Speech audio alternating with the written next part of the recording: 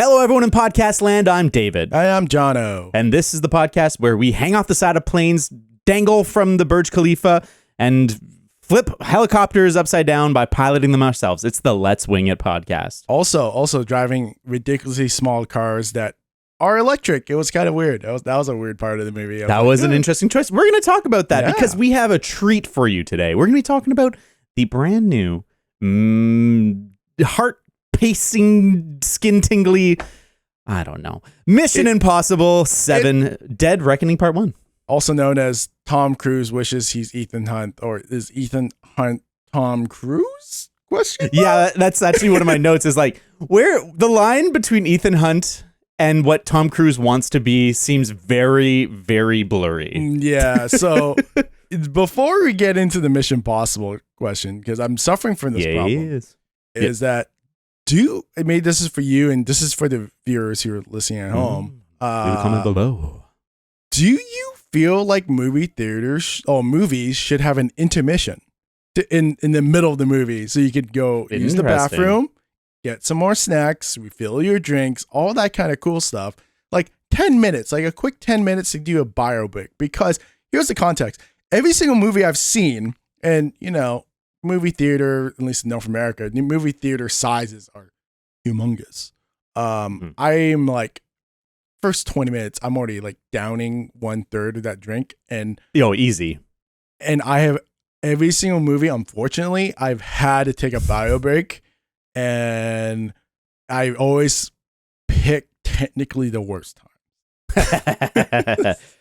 It's an interesting question. And I know actually some movie theaters are exploring that as an option. Mm-hmm. I would be okay with it, especially if it's done in conjunction with the movie studios to like come up with the best spot. I don't think if movie theaters are coming up with like a, pause the movie, fade out, take 10 minutes, come back, fade in, that's ideal.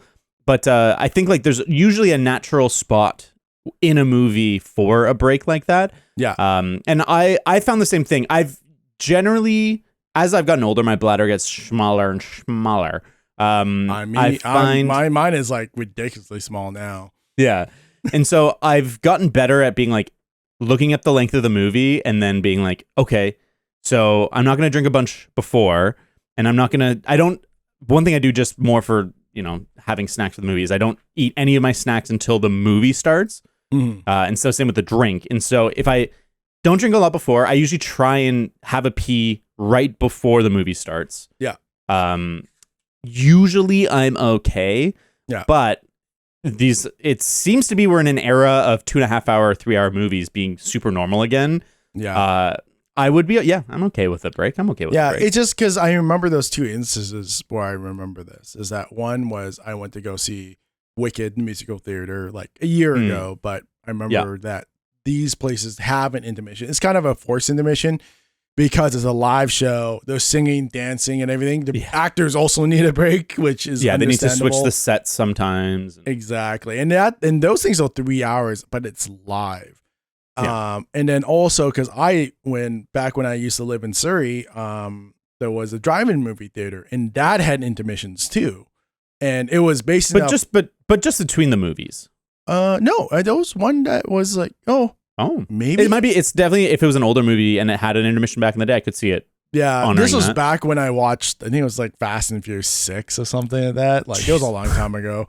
But I remember there was an intermission. I was like, oh, thank God. And I ran to go use the bathroom real quick. But I don't know. Just to me, it's like, one thing, revenue generation, because you can take a break, put ads in the movie. Those would be more valuable. And then 2, get more snacks.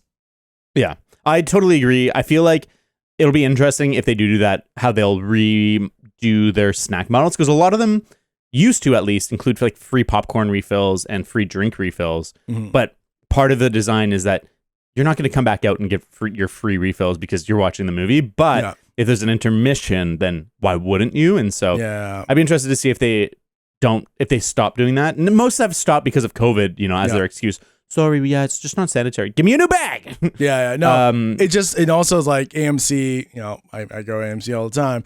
I always watch the last movie on Friday because of the fact that like I want to spend as much time when I get home with Jillian before I go off to go watch a movie.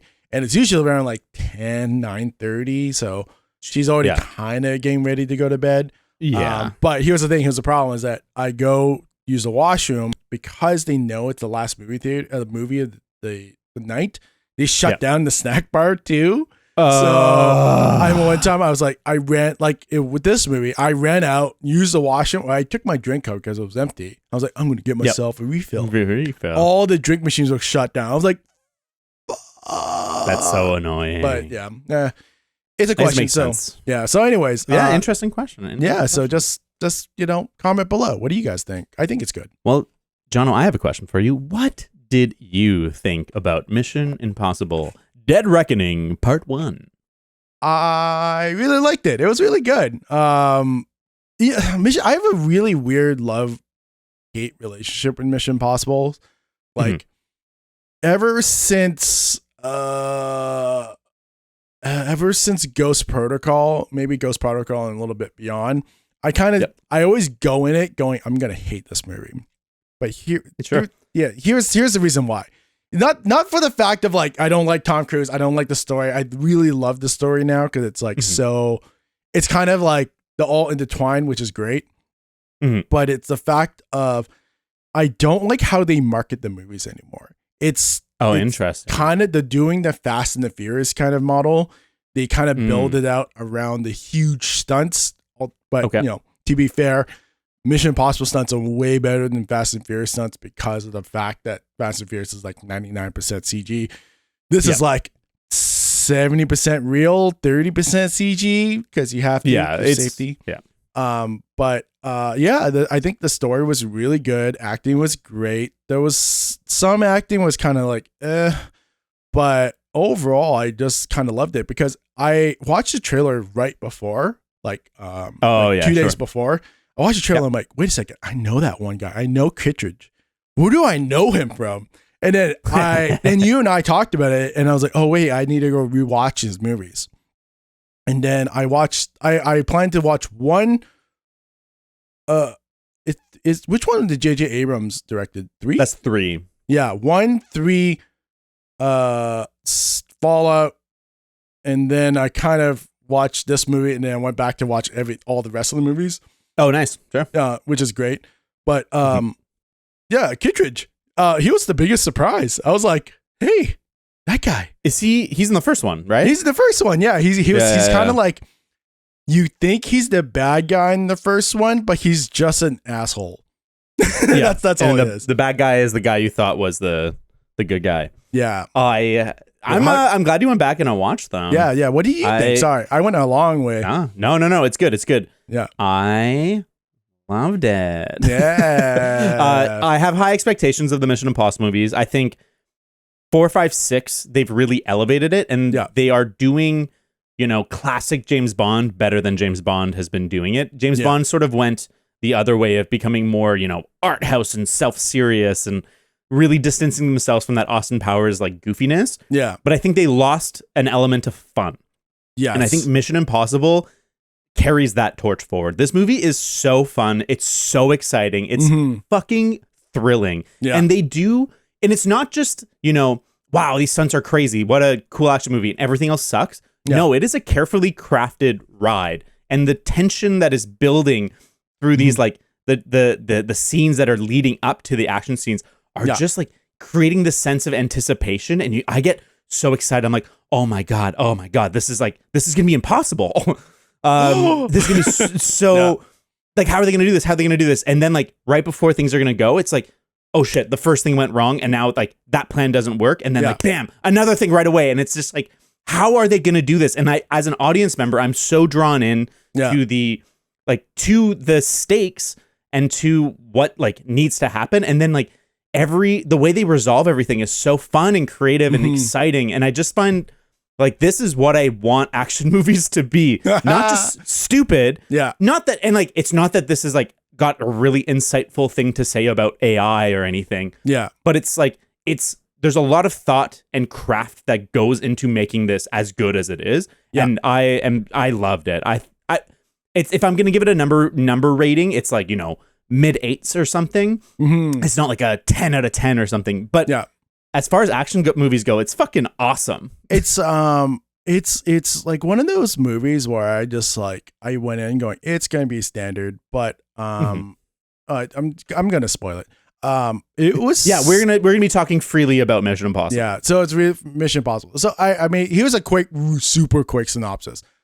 Ethan, Elsa's in trouble once again. So and he goes, saves her, finds out there's a key. The key unlocks an AI that controls fucking everything. It's like the ultimate super spy. It's like a super AI. Yeah, super thing. And then the AI has like surrogates or acting on his behalf or disciple, whatever biblical thing you want to talk about this time. Yeah. And basically, Ethan's just trying to get the key to go kill the AI because the AI, it's not good. it's not great. And but here's the thing: is that he's also. Once again, this is the kind of weird thing is that like, once again, Ethan Hunt is going rogue and then everyone's against him again. I'm like, what is this is Fallout all over again and Rogue Nation. But I'm like, I don't think he ever doesn't go rogue. I think at some point he always has to be disavowed. And here's the thing. Number one, exact same thing. He got hunted. I was like, what the fuck? So anyways, at the end, here's the Susan. Elsa dies. He gets the key, and then the Luthor's out in the wind trying to figure out how to destroy this AI being super air gapped. And then it just kind of ends there because it's part one. It's gonna be part two. Part two is gonna be freaking nuts. Like, how do you go from like here to like above that? Because you can't. Tom Cruise being Tom Cruise, he's never gonna be like okay. He's like, okay, I did this, and this. How do I turn it up by at least 30%? Well, it's interesting because it's like I actually think that the last two movies have had the least like big stunts. Like 4 had dangling off the Burj Khalifa, like the tallest building there is, and he's like literally hanging off and swinging and jumping and shit. Yeah. And then 5 has him hanging off the side of a plane. And I remember I rewatched 6 right before this movie, and I was like, there's no like big stunt, like a movie defining stunt. Yeah. But then the helicopter chase sequence happens. So if you haven't seen the movie, basically at the end, Tom Cruise and Henry Cavill, spoilers for 6, sorry, are like Henry Cavill is taking the nuke detonator or whatever far away in a helicopter, and Tom Cruise is captured on a different one, and he kills the people and takes the helicopter, and he starts chasing them in the helicopter. But it's all real, where there's a real camera and there's a real helicopter, and Tom Cruise is flying this fucking helicopter. Yeah. And it's fucking real, and they're ripping around and doing stuff. Obviously, it's enhanced with CG in the sense that like they're not gonna ram each other and like crash into the ground. Yeah. But a lot of the stunts he's doing is so real and it's so thrilling. But what I think they've gotten better at doing, and I think this one is included, is that it's those action scenes serve to ground the movie in like this weird, crazy way that like the car chases in this movie. Yeah, they're like we just reviewed Indiana Jones. Go back and listen to that if you haven't listened to that. Yeah. But there's like a million extended chase scenes in that movie that have zero impact because you're like, oh, there's no real stakes in terms of like shooting this movie. There was no real danger. There's nothing that's real about this. Yeah. Whereas in this movie, some of like the really simple car stunts, they set up interesting stakes, but then like you can tell the way the camera's mounted and the way things are moving that like Haley Atwell is driving that car right now. Tom Cruise is driving that car right now. And like, yes, it's not stunt. It's like they set up, they shoot one stunt at a time, and then they're cutting it together. Yeah. But the things are happening are real. Yeah. And it helps immerse you in this movie. And so then all of a sudden the action makes the drama feel more important, and the drama works to build the tension for it. And so it becomes this big loop of just like enjoyment and immersion. And I fucking love it. It's so good because like I had the benefit of watching 1 again, and it was actually quite interesting because there was that one scene where in Tom Cruise, and this is a spoiler, his whole team basically just get nuked, like they all die, and then he has to go meet Kittredge, who's in this movie, which is really cool. And then at the restaurant scene, and then I remember as a kid, I didn't really think about it, but now as an adult, that's where he actually kind of learned about practical effects because that was the whole thing was real. Like there was padding, there was safety stuff and whatever. But all that water was 100% real. They did it a couple times because he had one. Wait. You didn't tell the audience what happens. Yeah. So what happens? So basically, if Kitris is like, go, oh wait, we know that you killed everyone. Give yours in. And then he has, this is kind of like the James Bond kind of like goofiness of it. He had a gum that two sides, if you put them together or squish them together, they become an active grenade in 5 seconds. So he squishes it together. This restaurant has a huge aquarium. It's huge. I think it was thousands of liters. Yeah, thousands of liters. Maybe more, I don't know. Gallons or whatever. And he throws it against the glass. The glass bursts and he runs out. And everyone's just like confused, but he knew what's going on. He runs out. All this water just comes gushing out. And this was 100% practical. Like I actually watched behind the scenes because I'm like, was that real? And it was 100% real. And you could actually see like that was the real part. Later in the movie, there's like some CG shit that on the train and stuff. Yeah, it doesn't really sell it as from that one. That one looks so practical. And you can kind of see him like, oh, I think Tom Cruise learned that from this one because the second one, no offense to John Woo, second one was garbage. And that one was so much fakery in it, but had a lot of practical effects to it too. Yep. So there was like kind of a blend, but mostly fakery. And then it kind of starts getting grounded back into realism. I think 3 was kind of half good blend. It was half, but 4 is when it like got back to the good shit. So I mean, I think it grounds it to be realism because like, oh yeah, like Haley Atwell crashed into like cars all through Italy, and that was real, and her making a joke going, oh, who parks like this, like, and it's real. Like I've been to Italy, I'm like, yeah, they park like assholes, like literally everywhere in that whole town. And the practical effects was great. The only one that was kind of like, was it really necessary was the train crash, like the train engine crashing into the river, because they really did that. And it was such a big stunt. And I was like, I get it, but also necessary? Question mark. I mean, it's a valid question. Yeah. I think that it adds to like the entire unit of the movie. Yeah. Where if you like, I find when I watch a Mission Impossible movie, my CG DAR is on high alert. Yeah.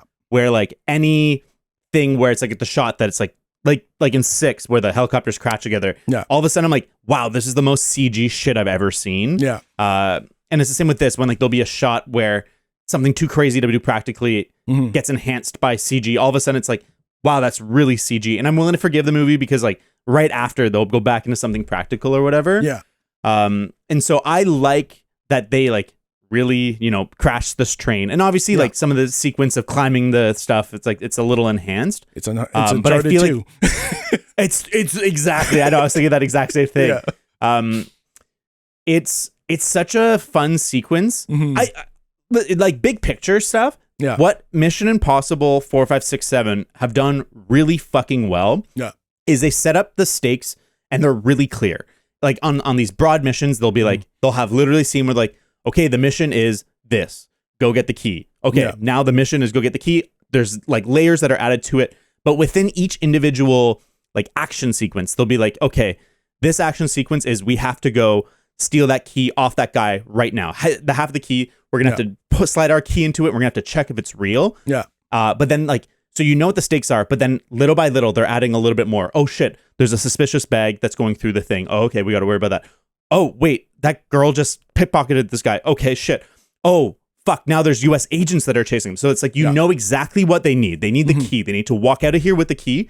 But then there's all these different layers that are coming in and out. And like, they're kind of dealing or dispatching with one layer at a time. Yeah. And then the other thing gets heightened. And then all of a sudden, oh, the other one's back in. And it's just, it's super clear what's happening. Yeah. It's super clear what the objective is.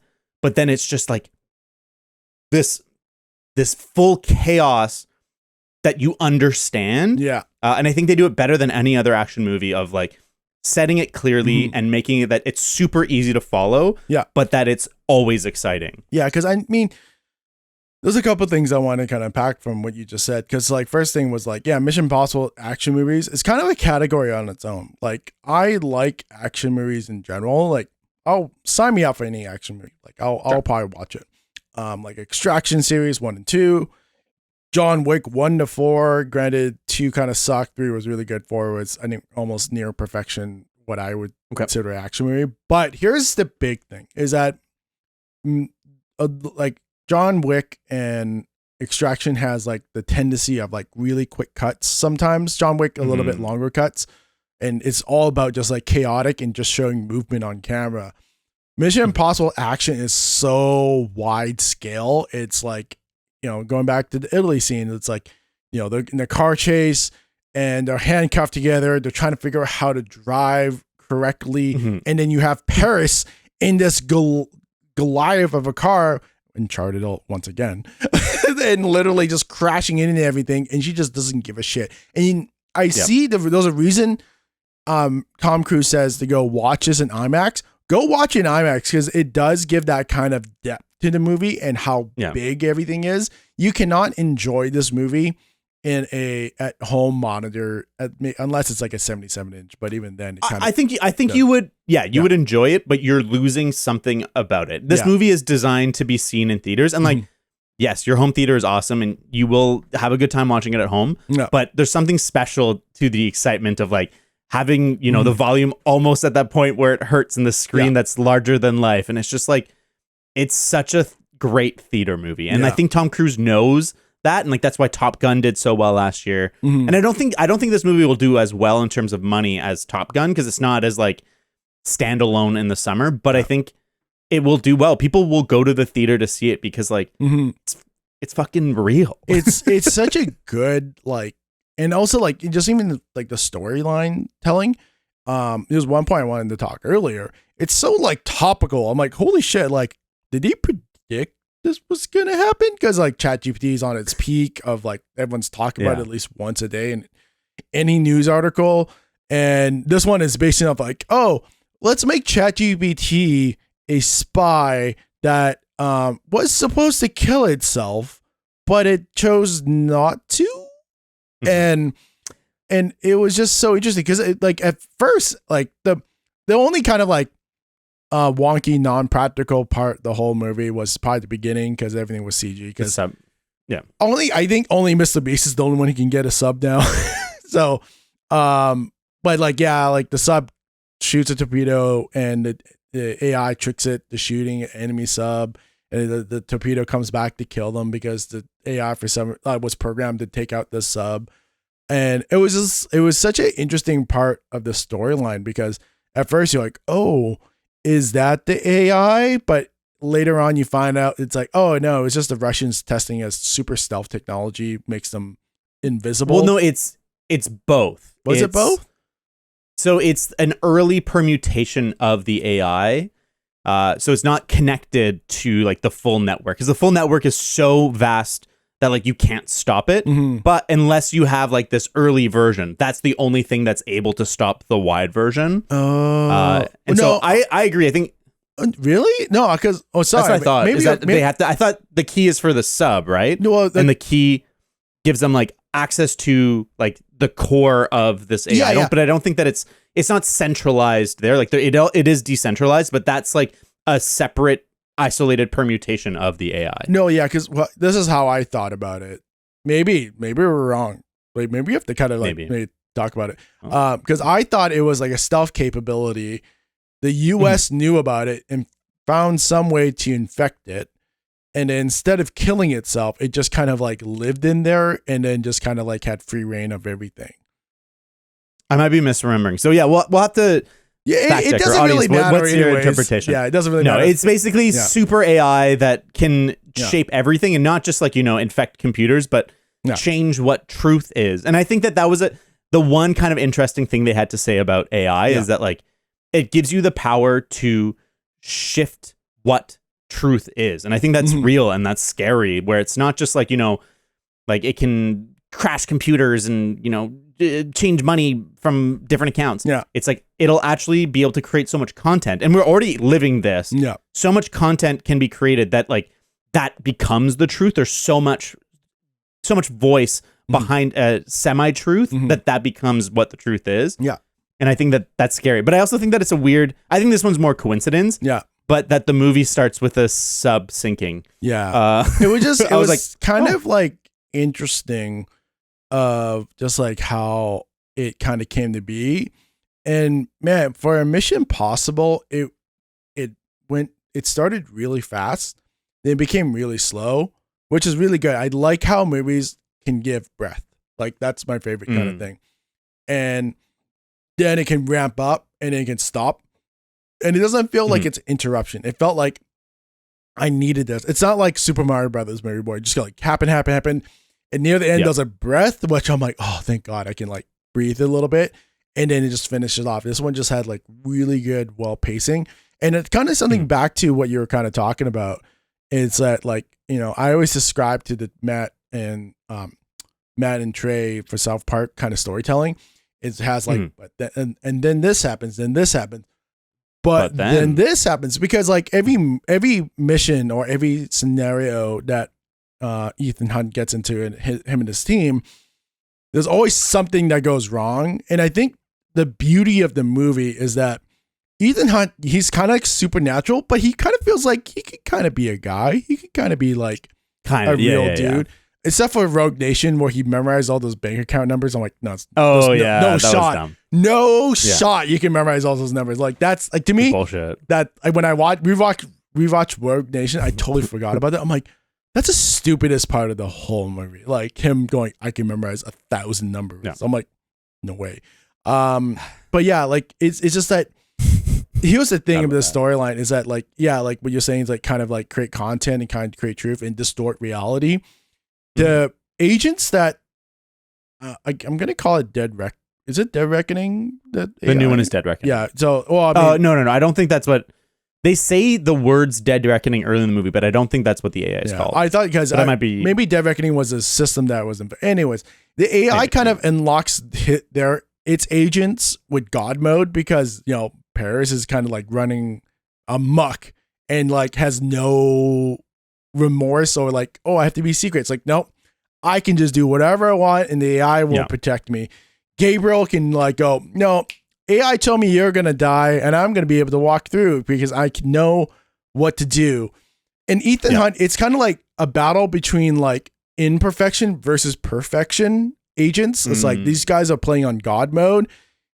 Ethan Hunt is kind of like that, you know, the main character of a video game where he's just going to be able to figure things out and kind of be able to achieve his goals. And that's what I loved about the movie. I was like, this is such cool storytelling. Well, I like that analogy of like, you know, they're playing on God mode and he's just like this scrappy little fucker who just makes it work. And I think that's like the thrill is like, he's, you know, he is a superhero essentially in this movie, but it's like, it's always things going wrong and he has to just like find a way to make it work. Like even, you know, the landmark stunt in this movie where he rides the motorcycle off the hill so that he can base jump into the train. Yeah. We knew that was happening. I knew that was happening based on the promotional materials. They pushed that stunt really hard. Yeah. But the setup for it, I didn't know. And I love that it's like, okay, we're going to have to get on this train. There's this corner that the train's going to have to slow down about. So that's a good time for your motorcycle to jump, land on the train. Yeah. Easy peasy. But Gabriel, equipped by the AI to know, one of the first thing he does when he's on the train is he basically puts the train in turbo, breaks off the brakes, breaks off the slow down button. Yeah. And so that it's going to blast through all these places that Ethan would be able to jump on. Yeah. And so they have to figure something out. Simon Pegg's like, okay, well, okay, let me give me a second. I'll figure out where you can jump on the thing. I loved his sequence of just like keep going that way. Yeah. And then Ethan's like, when's it gonna go down? He's like, yeah, just keep going. You'll go down eventually. And it's just like the perfect comedic. I love like, you know, I think you said this earlier. Mission Impossible has like these little fun comedic moments. I think the perfect addition to this movie, literally, other than Luther, is like Simon Pegg's character. Like Simon Pegg is so good at delivering not like big ha ha ha. Like it's just like yeah, like you just enjoy it. Like he just makes it so grounded.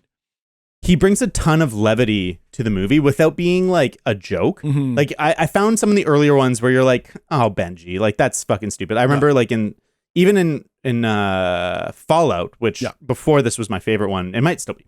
There's like a thing where he's like, yeah, just like turn left. And he's like, what do you mean turn left? And he's like, oh, like left is jumping from windows. Like, what do you mean? And he like rotates the map. He's like, oh, I had it in 2D.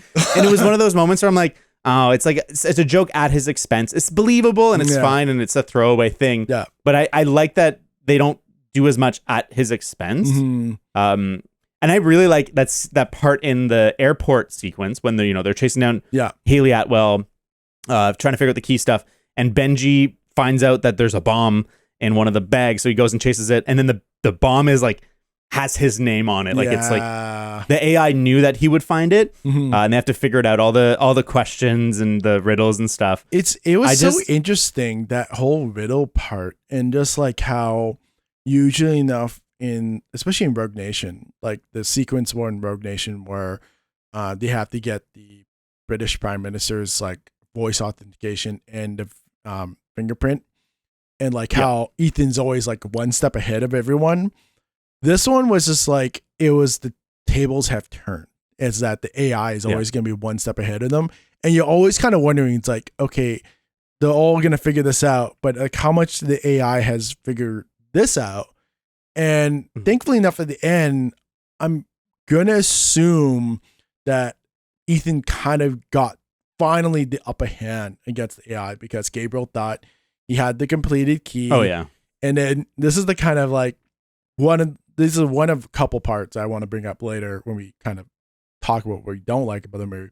But it's like him opening up, like going in his pockets, like, I don't have the key, Ethan. And I was like, oh, like that part. I was like, ugh. But I hear you. Yeah, it was just like, I don't know, like there's a movie. It was just like you knew he was going to win, but it's just like how any other, like if anyone here watches anime, it's like a lot of anime is just copycat, but it's like I enjoy how he gets there.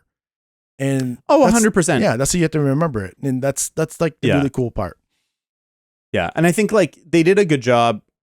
I think they did a really good job making this feel like a complete movie while clearly being open to a sequel. Like I felt like at the end, I was like, mission accomplished, but it's not like they don't know where the sub is. Yeah. But now they're like, that's what they're going to chase. It's like, where is the sub? They have a little more information than they did. So that's going to be clearly the focus of the next one is, everyone chasing down this sub. Yeah.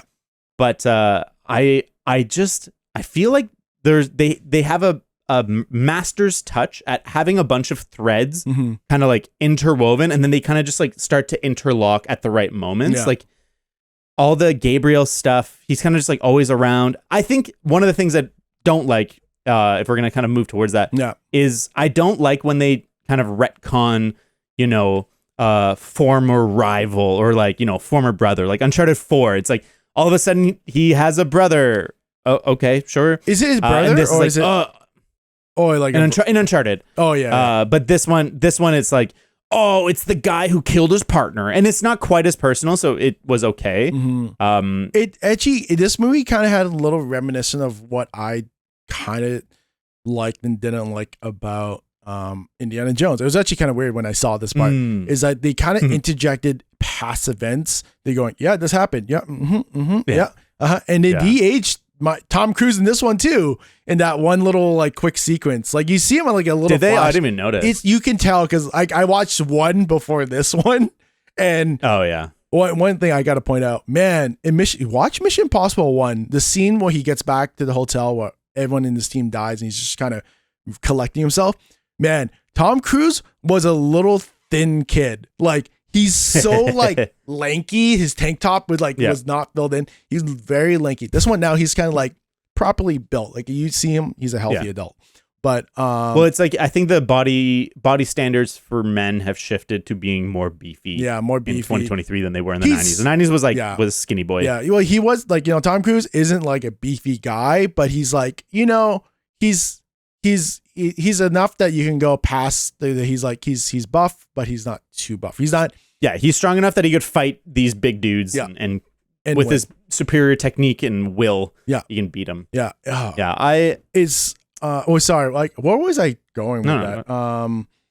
So you didn't like the part where the interjection does that part. This is a big part that I didn't like. I kind of didn't like Elsa in this movie. like because they didn't give her enough to do. They didn't give her enough to do, but also like Rebecca's like the actress Rebecca Ferguson. She felt like either it was her character, they didn't write enough. She just didn't look like she wanted to be in this movie. It was just kind of like, it was so kind of like, like her performance is like, oh, Ethan. I think that's a valid reading of that performance. Yeah. I think to me, it was more like, I don't know, like it felt like she knew she was going to die or something. Like, I get what you're saying. Yeah. I don't think it felt phoned in to me, but I think that for me, it stems from the writing of they didn't know what to do with her other than they want to kill her in this movie. Yeah. And so it felt like they were setting her up to be the sacrificial lamb. Yeah.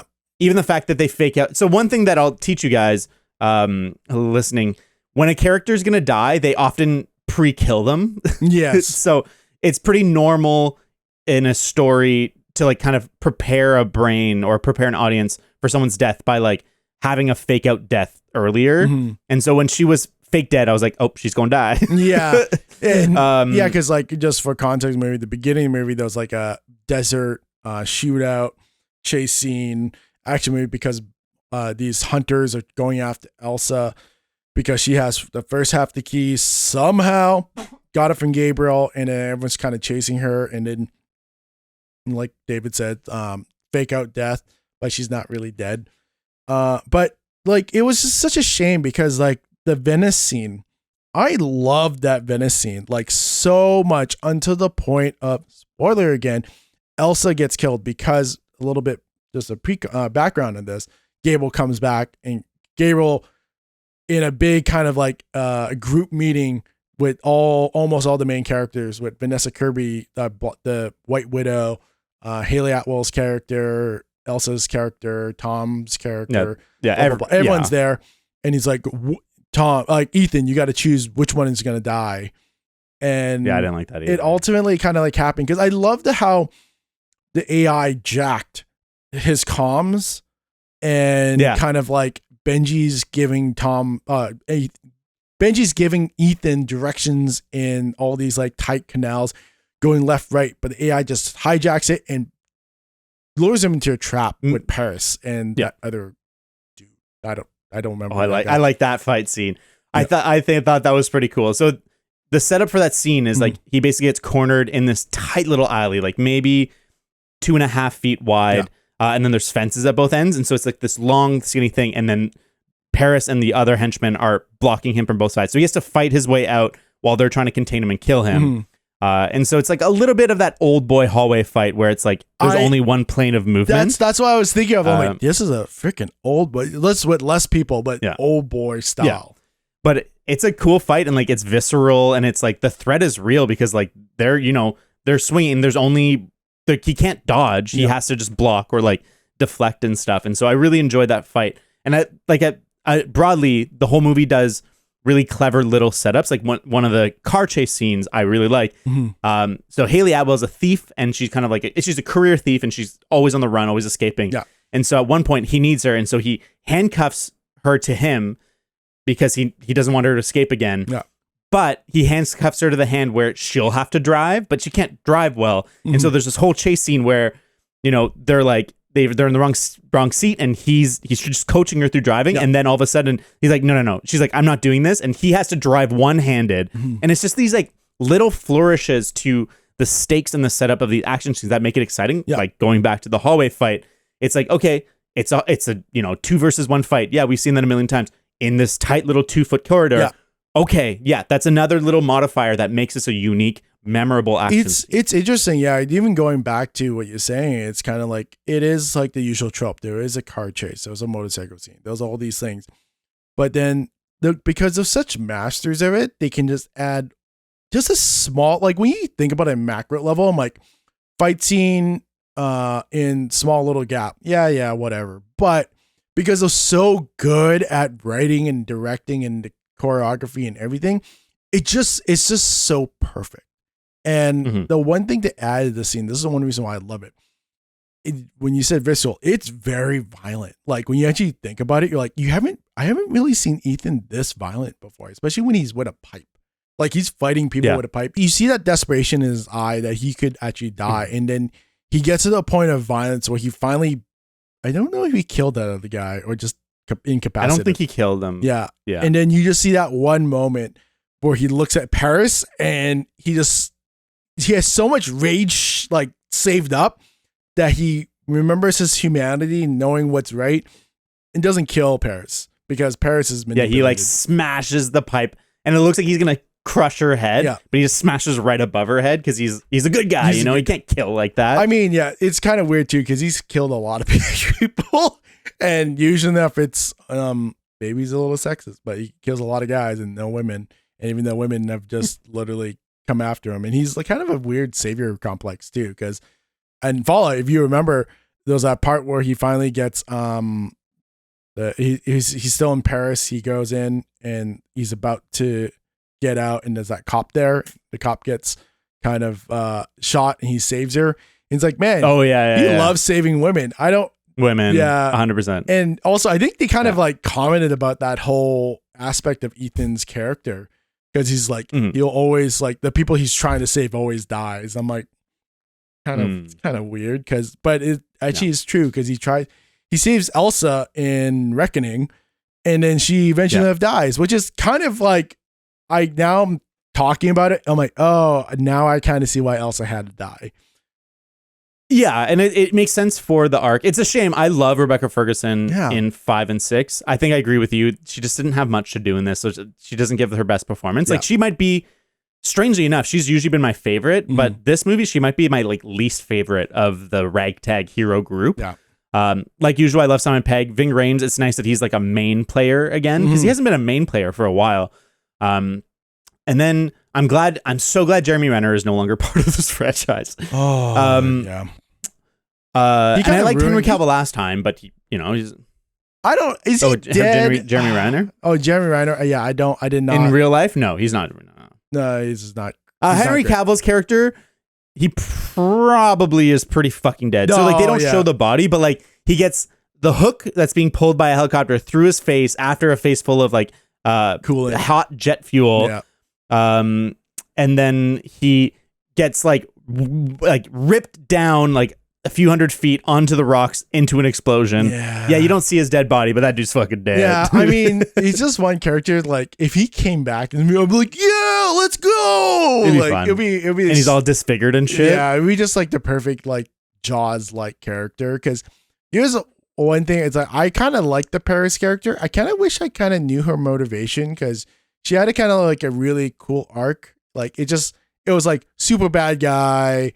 And she saves Ethan and then she dies. And you're like, kind of wish I kind of knew a little bit more. Yeah, like maybe I in my head, I feel like I would write her as, you know, someone who in her entire life has been stepped on and she's seen the worst of humanity. Like she's an orphan, right? They set her up as an orphan or something. So it's like, she saw her parent, like her dad killed her mom, then killed himself. And then like, you know, she's lived on the streets or like in a slum her whole life, and she's just like suffered and suffered and suffered. And so this idea of an AI making the world better because it understands everything. Yeah. I can kind of get behind that. And then she sees that like, oh, there actually is good in humanity through the mercy that Ethan shows her. Like, I think they could work with that kind of angle and do it better than I just explained. Yeah. But they don't really give you anything. She's just like this cool, stylish villain who's just such a badass. Like sweet Mantis. Yeah, it was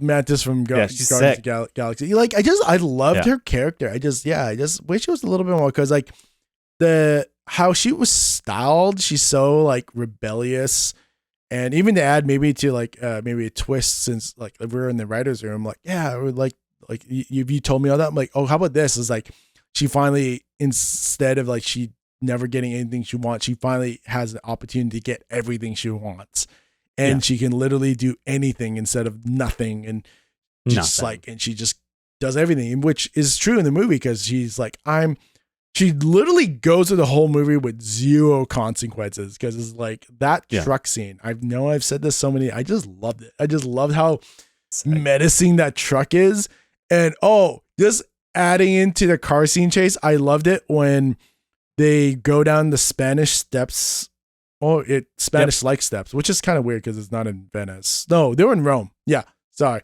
they were in Rome. Yep. It's a Spanish steps.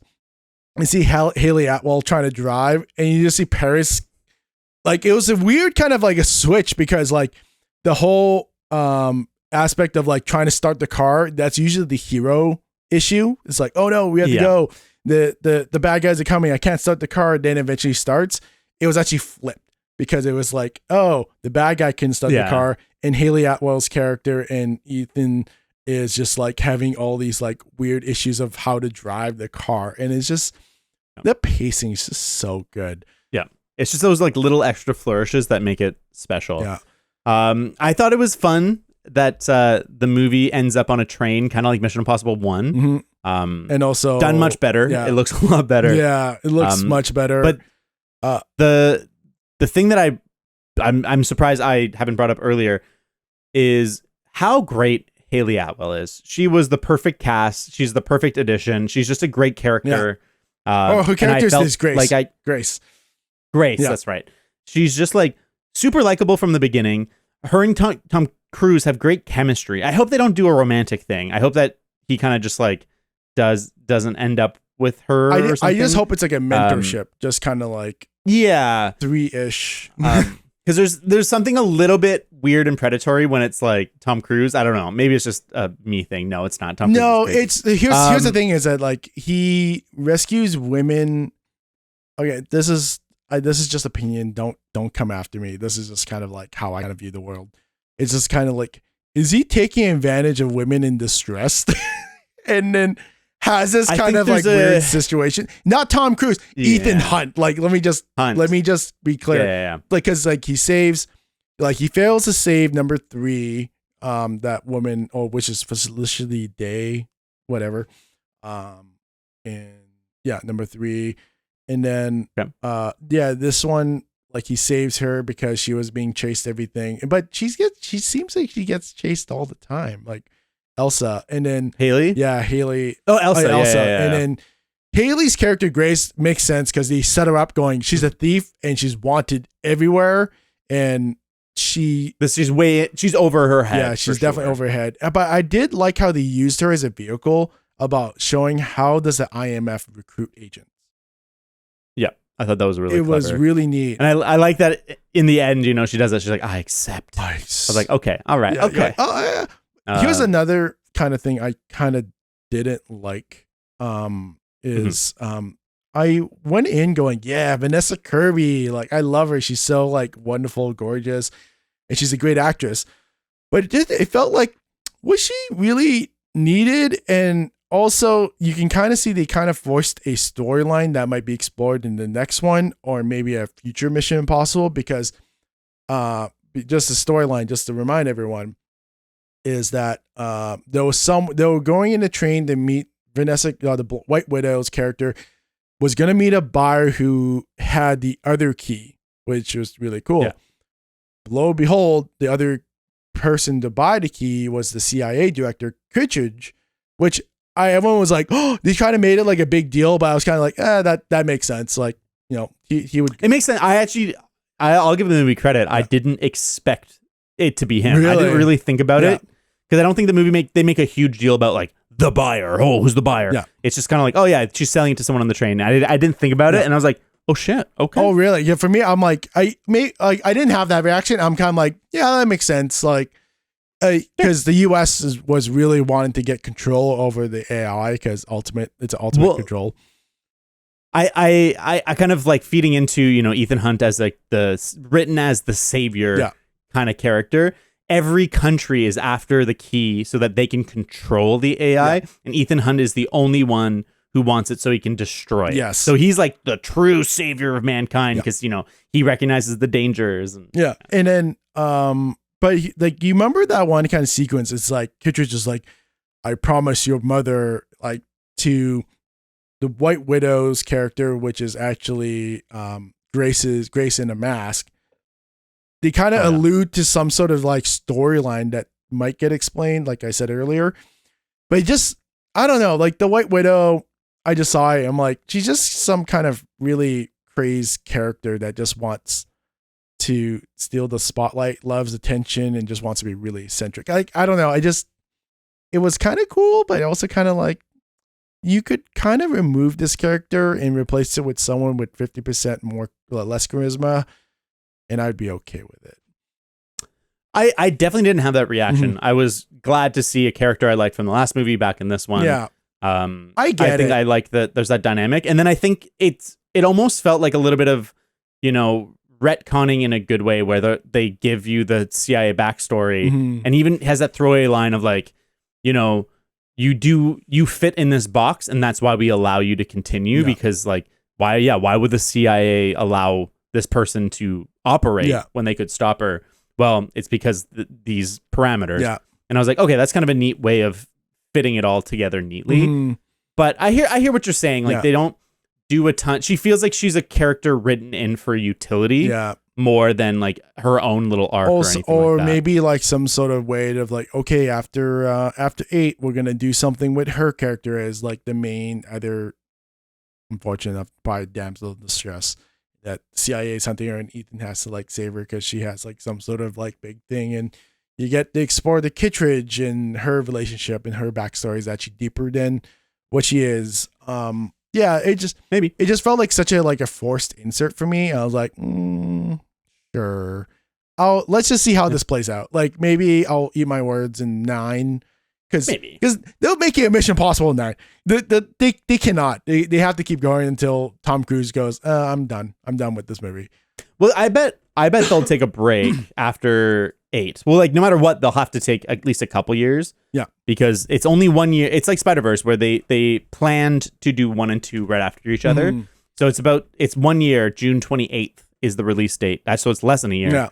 Yeah.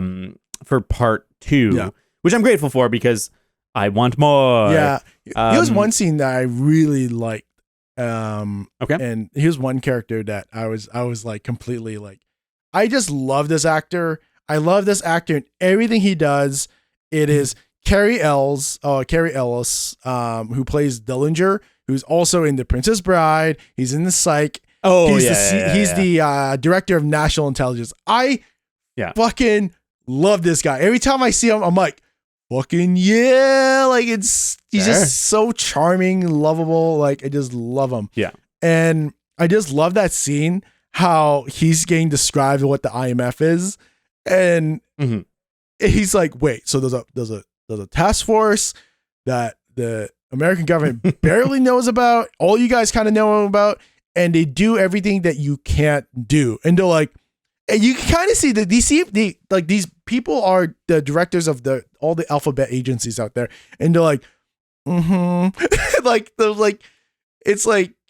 it's just such a bizarre situation where you can see how amazing Ethan is as a character. Yeah. And then lo and behold, everyone gets knocked out and Ethan's there. And it's just like, it's just so crazy how they just wrote that whole scene. And because from the trailer, it looked like the AI was killing everyone because it was just green smoke, but it was just knockout gas.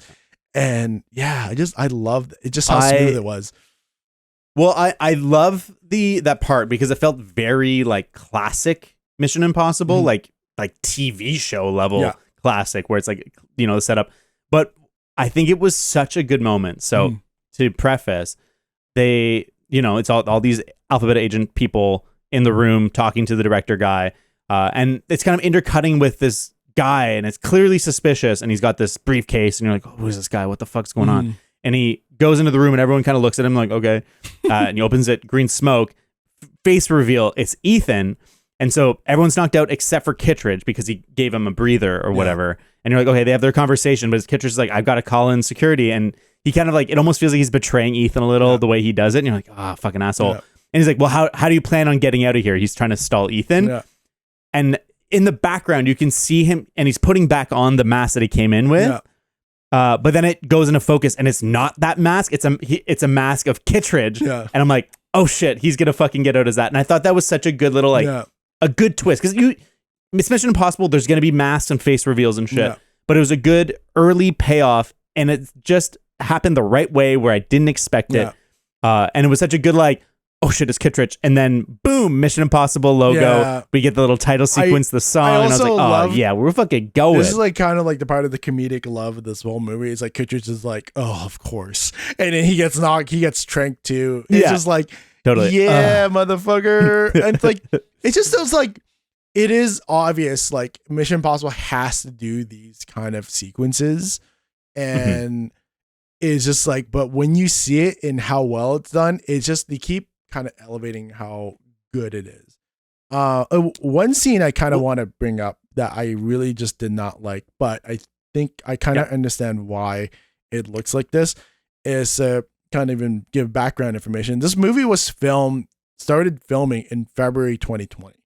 So it was right at the peak of COVID that this movie got shut down like multiple times, I believe, because of this. And the desert scene where Ethan is saving Elsa in the desert, you can definitely see that it was a COVID like shoot, like to me, because it's just like because they all have masks. Yeah, they all have masks. It's in a remote area. It's like who? To me, I'm like, who the fuck would like hide out in a deserted, half sand buried town?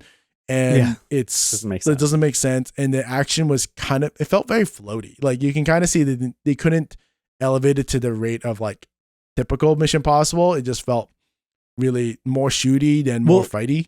Yeah, exactly. It feels to me like a B-tier action movie where it's like, it sucks when it's just people kind of taking cover, popping out to shoot and stuff, like a third-person shooter game. And I'm like, that's not great action. And there's a couple good, like, takedowns and stuff. And I thought it was so cool.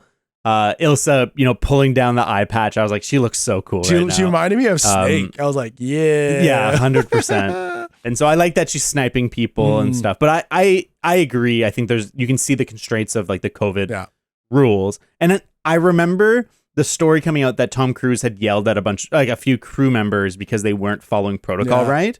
And I remember having kind of conflicted feelings that it's like, okay, yeah, he's producer, actor man yelling at this worker guy, but also being like, he's not wrong. Like, you guys should be following protocol because like, if you don't, this gets shut down and then like millions of dollars of like people's wages goes away and it's just wasted. And I was like, it sucks that he had to yell at people, but I was like, making movies during COVID was probably really fucking hard. But also I think it's that too, like everything is shut down, but he was also, I think he was like pushing so hard about, everyone following protocols too, because I think a lot of health agencies and everything were using Mission Impossible, this production, as a model of how to make a movie during and post-COVID too. And I think honestly, if I was like, I've sat in the producer seat and I've had to restrain myself, but I think because the stakes, just like the movie, were so high, I think I would have just like lost it too. Cause it's like, come on guys, you guys have to like change your behavior. Cause even where I work, there's a production house for Hulu. Yeah, Hulu. And you can see they're still following COVID rules. They wear masks still on film sets. So I mean, like I was actually kind of curious of which scene he was yelling at people at, but I think it might have either been the Venice aisle, because that was very COVID too, because of how it looked. It looked great, and I didn't even think about it until afterwards. But I think it was either the sand part or the Venice part too. So I think that was great. Yeah, I'm not sure. But I don't have much else to say about this movie. If you haven't seen it, do yourself a favor. Go see it in theaters. Don't wait till it's watchable at home. It's just a thrill ride. It's a good time. You know how to see it at a really good rate? Go sign up for AMC. I've literally watched, I think, 8 movies. I'm pretty jealous about that. It only has costed me $25 so far. I think it's renewing next month. So I mean, it's great. That's but yeah, actually speaking of just tangent on that, so we're recording this very last minute. But tomorrow I'm seeing Oppenheimer at 10 p.m. at the IMAX. Yep. So our next episode is going to be the Barbie one. It's great. Mm-hmm. But I kind of wanted to see Oppenheimer because everyone's saying this is the best Christopher Nolan movie ever, blah, blah, blah. But here's the one thing. This is the reason why I really like it. David and Mel explained this to me at work. The type of film they're using shows color really well, and somehow in Oppenheimer. Yeah. Apparently, it's very corrosive. It's not corrosive. It's very unhealthy. They stopped doing it, but I guess Christopher Nolan set off a fucking nuke in this movie, so I think he just kind of he's gonna do whatever he wants. But I kind of want to see why this movie's IMAX reels is gonna weigh 600 pounds, and it's like if he's going to this kind of lengths in the kind of the meta of movie making, there's something kind of interesting going on.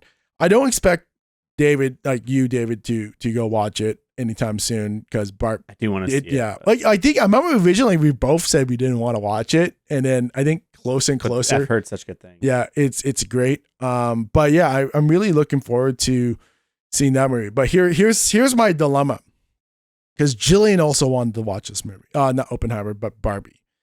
So we also have a dog, Cadence. But I don't want to leave her home alone for too long, so we're gonna put her in daycare. So here's the stitch. I'm gonna watch Oppenheimer movie at 10 p.m. tomorrow, and that movie is at least 3 hours. At least 3 hours. It's got to be, yeah. So it's at 1.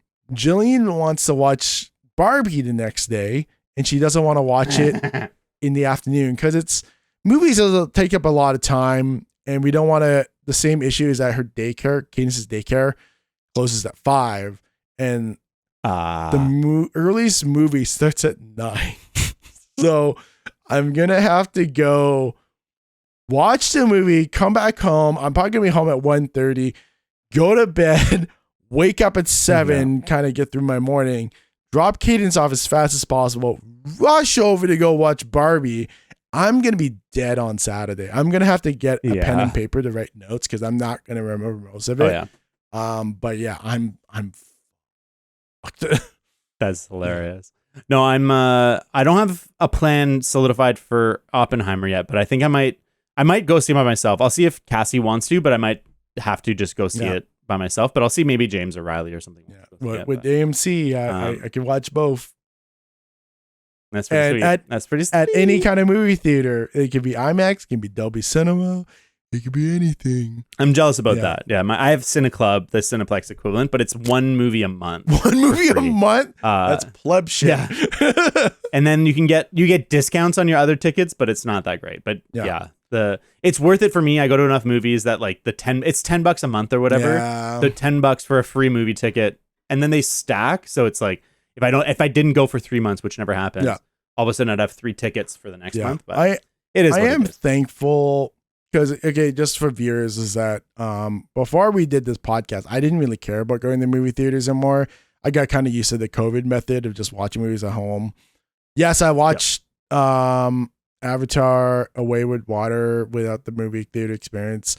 I didn't, regardless if it was the movie theater and whatever at home, I still would have hated that movie because it's just such a boring fucking shit movie. Sure. Yeah. Bro. Oh God, I fucking hate that.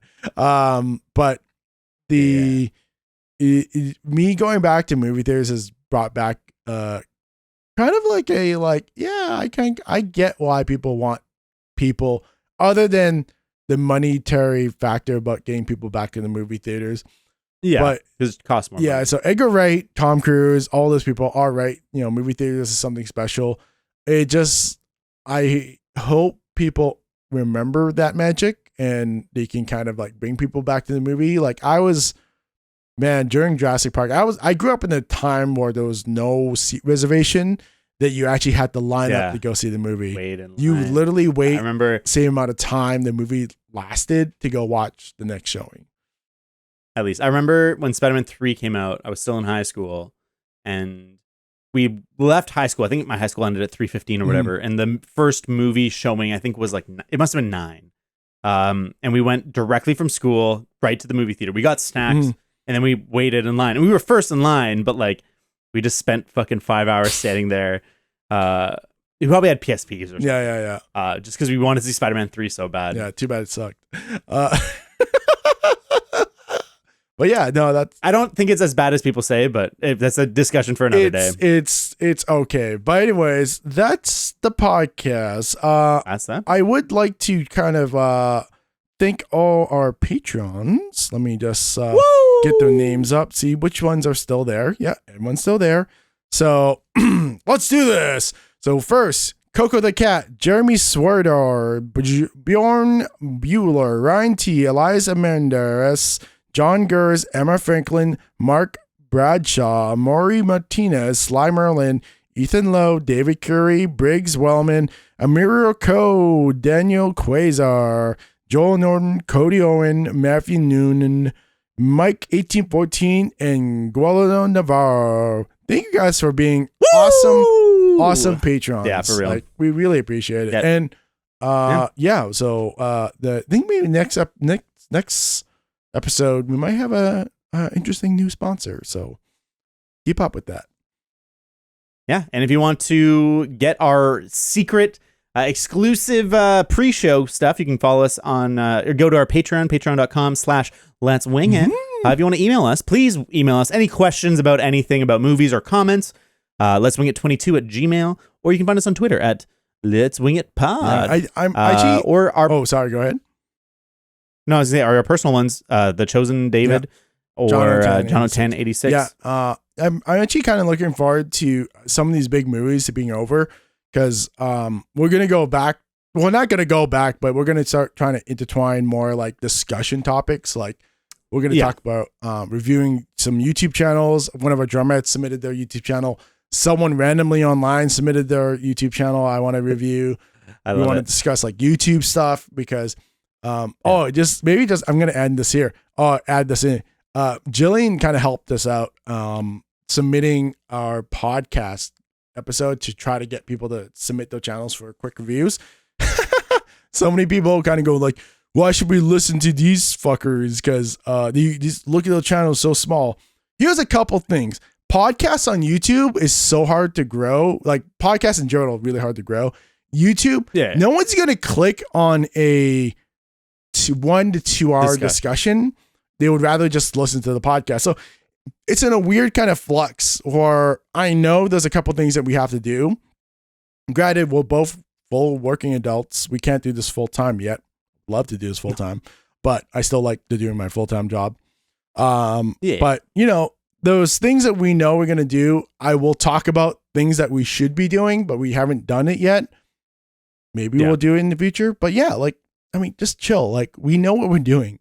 Like David and I have helped grown channels like Short Circuit from 0 subscribers to before I left 1.9 million. So we know what we're doing. We know what works. Yeah. And it's a lot of it is just the hard work that it takes to do it and not having enough juice to follow through. We do but we do it because we like podcasting, not because we don't do it for the money. We're trying to make $1 billion. Oh, maybe one day. Maybe one day we'll make $1 billion. Maybe one day. Until next week, folks. We love you and goodbye. Bye-bye.